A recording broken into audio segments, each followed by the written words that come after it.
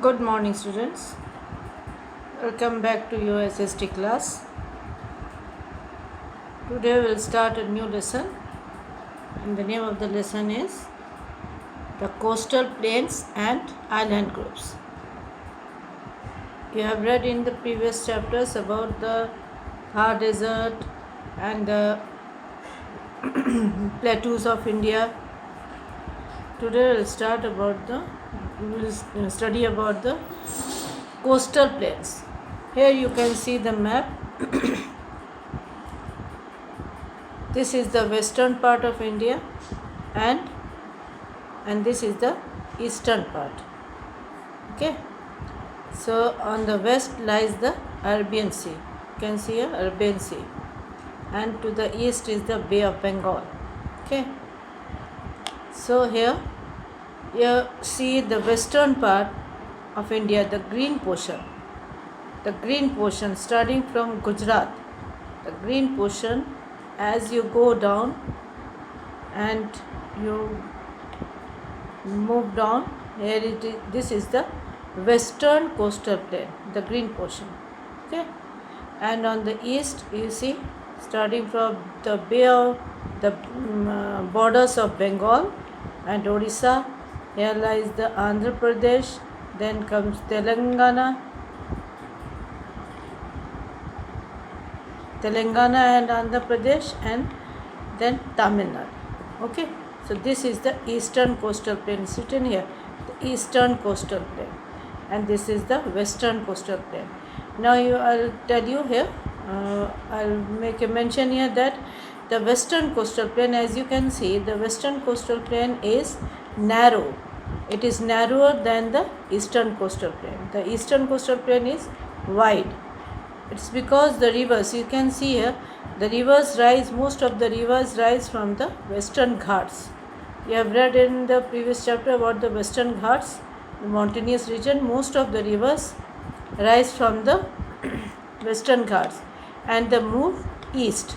So as they move east and they make the plain here, a delta here. You can see the Godavari delta, then the Krishna delta, then the Kaveri delta.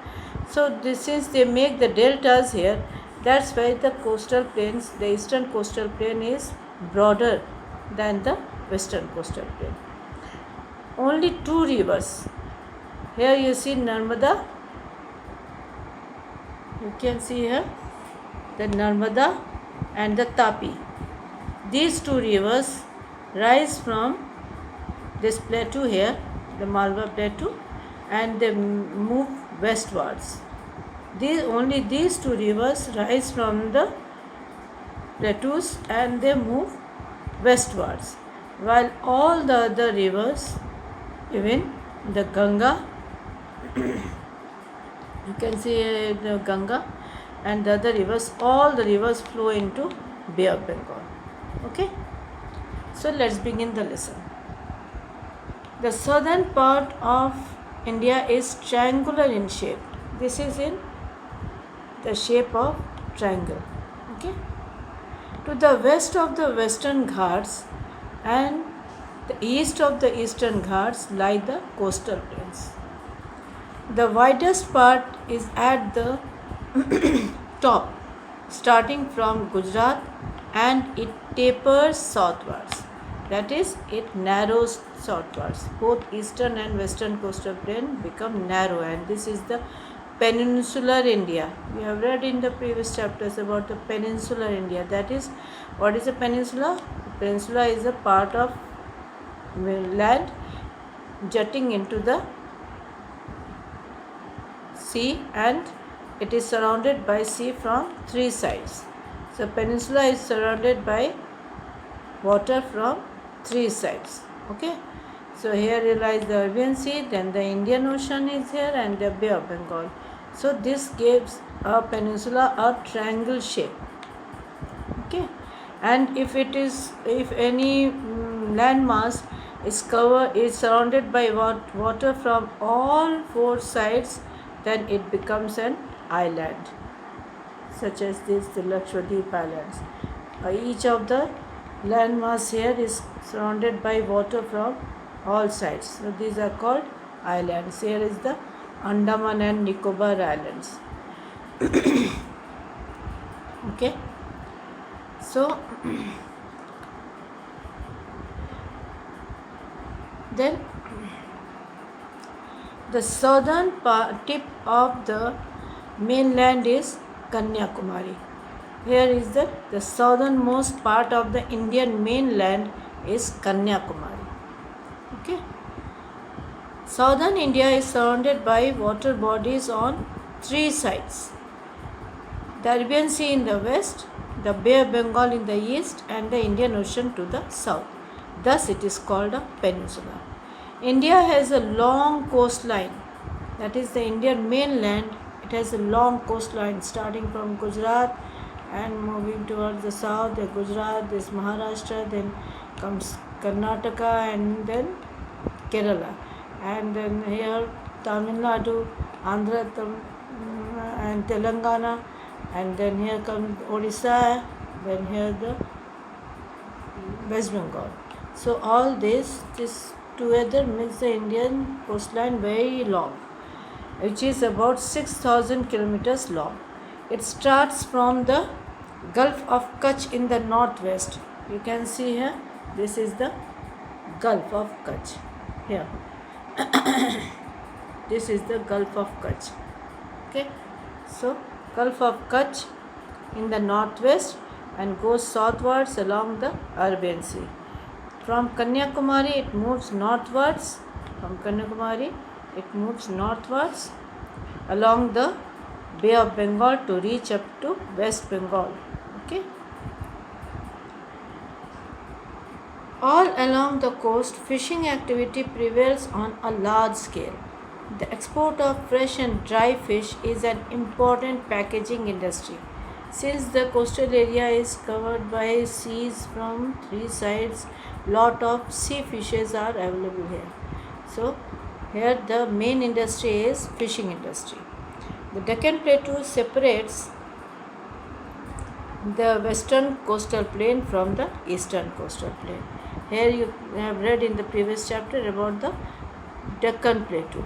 Here lies the Deccan Plateau, and this separates the western from eastern coastal plain. Okay. Now let's study about the. You can see here something is mentioned here. Geographically, India has a land border of about 15,000 kilometers and coast about 7,517 kilometers, including the islands of Lakshadweep and Andaman Nicobar. This coastal plain that we are talking about, we are learning about, this is the 6,000 kilometers long. This is 6,000 kilometers starting from Gulf of Kutch to West Bengal. This is 6,000 kilometers long, but actually the area, the border of India has land border of 15,000 kilometers, including the Andaman and the Lakshadweep Islands, and the coast of about 7,517 kilometers. Okay. So let's study about the western coastal plain. I will not teach you the whole chapter. I will teach you only a bit of it. Okay. So let's see. The western coastline is at broadest between the Gulf of Kutch and the Gulf of Khambat. The western coastal plain is divided into three main parts. The northern part is called the Kathiawar coast, middle is called the Konkan coast, and the southern part is called the Malabar coast. See here the map again. Let's go back to the map. See here, this is the western coastal plain starting from Gulf of Kutch till Kanyakumari. Here you can see that it is written the Kathiawar coast.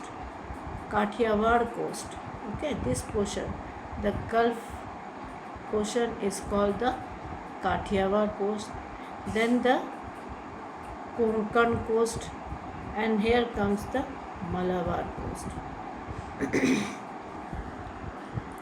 Okay, so It is divided into three parts. The three parts are the Kathiawar coast, Konkan and the Malabar coast. Konkan coast is very narrow and rocky. The hills go up to the seashore in many places.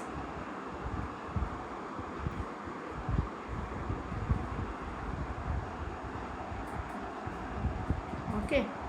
Lighthouses have been built along the coast to warn ships against rocks in water. In the deep inside the sea, there lighthouses are built, which from where a person who is on duty there, he shows light to the ships so that they don't hit the rocks in the water. Mumbai, the commercial capital of India, is located on this coast. The Konkan coast is rich in oil deposits. Many oil wells have been dug near the Mumbai coast. The Malabar coast has a large number of lagoons. Lagoons are small and shallow saltwater lakes or ponds that cut themselves off with one another by canals. These canals are used for transporting goods. So we have read about the three coasts, the Konkan coast. The Konkan coast, it is very rocky. Then comes the Kathiawar coast, it is very rocky. The Konkan coast, here lies Mumbai. Okay, a bit into the sea, here is the Bombay High, and here lies the oil fields. And then here comes the Malabar coast. There are a lot of lagoons. Lagoons are the entry of, that is, most of the sea water enters into the land and they form small lakes. These are saltwater lakes, and these lakes are used as for transportation of goods. The western coastal plain experiences hot and humid climate throughout the year. People here grow tobacco, banana, rice, coffee, sugarcane, cloves, cashew nuts, and pepper. Coconut trees can be seen all along the Malabar coast. The important states within this coast are Gujarat, Maharashtra, Goa, Kerala and Kerala. Okay, we will read about these places one by one. So first comes the Gujarat. The people of Gujarat are traders and farmers. The main food crops are cotton, jowar, bajra, wheat and sugarcane. Dairy farming is popular in and around Anand. You have heard about the Amul Doodh. So here Amul Doodh is packaged here. So Anand is popular for dairy farming. Petroleum and natural gases have been found in Ankleshwar. The port of Kandala is used to export and import goods. Salt is made in the coastal areas by drying seawater. Ahmedabad is the largest city and has many textile mills. Gandhinagar is the capital of Gujarat. The Gir National Park is home to the Asiatic lions. The Asiatic lions are kept here in the Gir National Park, and it is famous for lions only. The people speak Gujarati. Men wear churidar, pajama and kurta, while women wear sari or lehenga. Ras Garba is a popular folk dance. Let's read about Maharashtra. It is situated on the Konkan coast. Mumbai is the capital of Maharashtra. It is the largest seaport of India and an important business and industrial center. Marathi and Konkani are the main languages spoken. Different types of crops and fruits are grown in Maharashtra. Large deposits of petroleum are available at the seabed near Mumbai. This site is called Bombay High. Now let's read about Goa. Goa is a small state between Maharashtra and Karnataka. Goa lies to the south of Maharashtra. Its beautiful beaches are big tourist attraction centers. Panaji is the capital of Goa. Majority of people are farmers and fishermen. The main crops grown here are rice, coconut, cashew nut, and mangoes. Goa has rich iron ore deposits. St. Xavier's Church, Mahalakshmi Temple, and Fort Agoda are the places for tourist interest. Let's read about Kerala. It lies in the extreme south of the Malabar coast. The capital city is Thiruvananthapuram. The major crops grown here are rice, coconut, rubber, cocoa, coffee, and spices. Kerala is the most literate state of India. About 97.2% of India's literacy is here, and the people are almost all of them are educated. Almost everyone knows how to read and write. Malayalam and English are the main languages. Kathakali and Mohiniyattam are the main classical dances. Onam is a popular festival. Snake boat races are held during Onam festival. It is held during the month of September. So that's all about the Western Coastal Plain. You will reread the lesson once more and go through the map also. While you are reading, you read the map also. You must know how to read the map. It is always helpful while reading SST. You must know the map, how to read the maps. Okay, so today we have read all about the Western Coastal Plain. Next day we will read about the Eastern Coastal Plain. Till then, take care, stay home, bye bye.